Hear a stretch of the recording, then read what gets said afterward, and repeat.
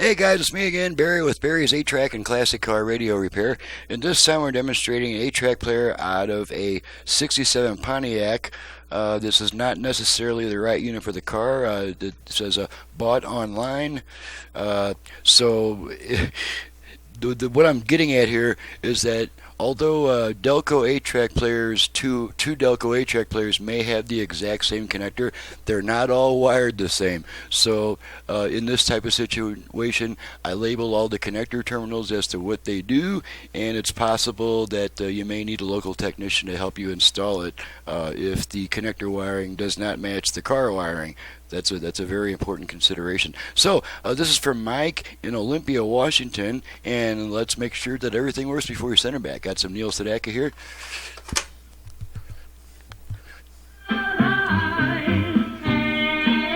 Okay, look at our speakers.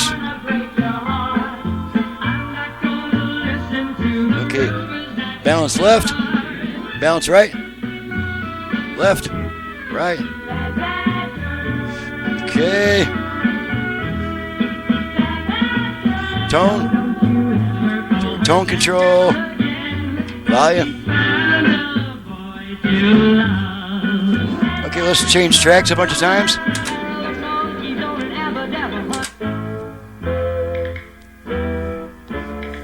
I was lonely, couldn't sleep at night.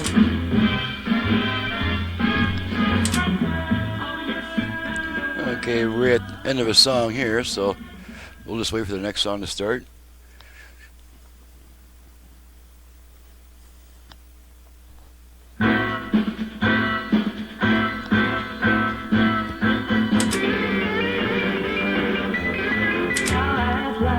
My searches through the estimate, oh, never coming back.